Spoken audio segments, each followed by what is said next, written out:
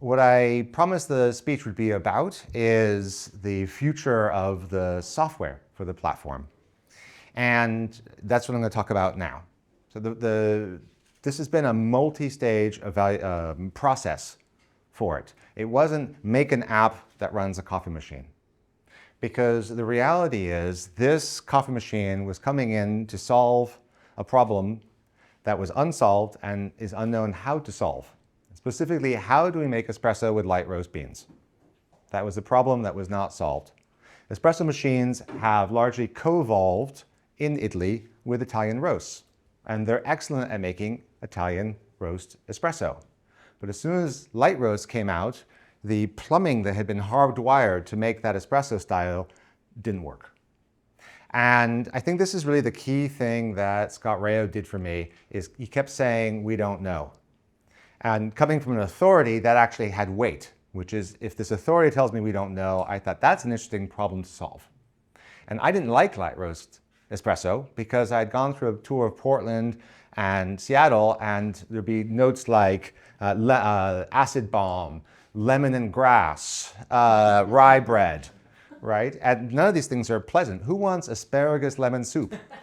And that's what I was being served, so I thought that's what that was. But Scott seems to want to make light roast espresso, so maybe. Now, we now know that espresso was bad, and that hardware couldn't make good espresso. The water was bad too. That didn't help. So the very first thing Ray and I worked on is to make what we call a Turing machine for espresso. A Turing machine is a computer that can run any software. This is an espresso machine that can make any espresso. Nothing that we know right now needs to be done on this. In fact, initially we thought we're just going to copy historical machines. But very quickly, by being able to copy historical machines, we found they were limited. And then new machines got invented. So the first goal with the software was to ship, get it into people's hands. The second goal was to be a tool for exploration, let you do anything you want. The third, and crucially, was to be a magnet for talent.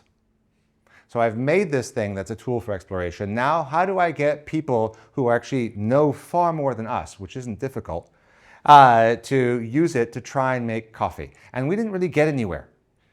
But initially, Scott gave us a lot of time, and he's the one who made the initial discoveries with the blooming espresso, allongé, and even before he even had his hands on this machine, the best overall pressure profile is from the appendix in his book. So, and those were pretty big breakthroughs. Blooming was extremely, and is extremely hard to dial in. And people started banging on it. And this interaction between the research, the proposals, and then the user community and feedback is what caused the progress. We have to realize that we didn't know how to solve the problem. We need experimentation, feedback, and a loop again. And so with blooming, for example, everyone would choke the shot at the end. And it wasn't until we came up with this idea of a software limiter, where you could say up the flow but not over this pressure, that blooming became doable quite easily. Then when people started doing blooming, the community stepped in and made easy blooming. But then also people thought, why is blooming even work? What's he doing with this? What's the theory behind it? And then other profiles started coming out. That interaction is where the openness is so crucial. And what I find so ironic, and I can shout this from the rooftops, openness is our secret sauce. And yet everyone who copies us, and there's plenty of companies, they go, the first thing we're going to do is close this. And what they do is they make a moment in time of what Decent does. And then they don't understand when they ship it 2 years later and they're using profiles we haven't used in 5 years, why no one's buying the machine. It's because openness is the secret sauce. And that's going to continue being the case. And so proselytizing, being a magnet for talent, being open, having events like this is why we are successful. The machine is only potential. It is not actual until people use it and talk about it and make good coffee and talk about why. Where we are right now is we're finally starting to reliably make good espresso from light roasts. And so now the mission is somewhat changing. Now the mission is to disseminate that information, to make profiles, and we've seen it this year, that adapt, and not just adaptive, but I got your back, extra menudos, a bunch of profiles that pretty much can't fail but make rather good coffee. Even if you screw up, it's going to be rather good coffee. We can make extraordinary coffee too, but that's a bit harder.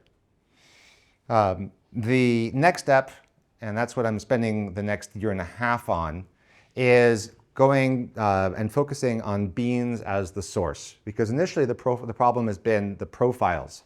What kind of extraction approach should we take? But we took the beans somewhat for granted. Now we know with good beans and the right profile we can make good coffee. But what are good beans? And I think there's actually a consensus that there's probably something like 20 to 40 excellent roasters on the planet that most of us are using. And what I'd like to do is move to a system where we're sharing information about geographically where we're located, what beans are excellent around us, and how we're making good coffee with that. So if I'm buying this and I'm making it with Allongé, you can now follow me, buy these same beans, see the curves I'm doing, thumb up what I'm doing. But other people can do the same. They can buy other beans and do good things. And so you have the idea of followers following people who make good coffee, and then those people also being opinion leaders. If you like this, then I've bought this. Why not buy this? You may have noticed there's the coffee of the month on Diaspora, and that's kind of died because it was a really good idea and it worked, but it was all manual. So the goal is essentially to automate that idea. So all of you are coming together wherever you live and saying, we're going to buy this Nordic thing together. Or I'm going to follow this coffee writer in Australia and buy what he buys. So I'm ironically calling that groupthink. And that's going to be a plugin that works in all the skins. So the idea then is that when you are thinking, what am I going to drink next? It'll say, oh, look, this is where you live, or this is the kind of thing you like. Here are the beans. From the beans, here are the profiles. And then you join that conversation. And then there's going to be also much smaller chats. So Diaspora currently has 9,000 members. The reality is only about 300 people are active because forums over 300 are chaos. So what I want to do is really break it down so that people with the same beans trying to make the same drinks wherever they are on the planet are talking to each other. So that's what you're going to see in the next year. I don't know what's in 2026, but that's my hope for 2025. I hope you'll all join the adventure. I hope you'll all help your fellow decent owners making good coffee, and then we'll see where this goes. Thanks.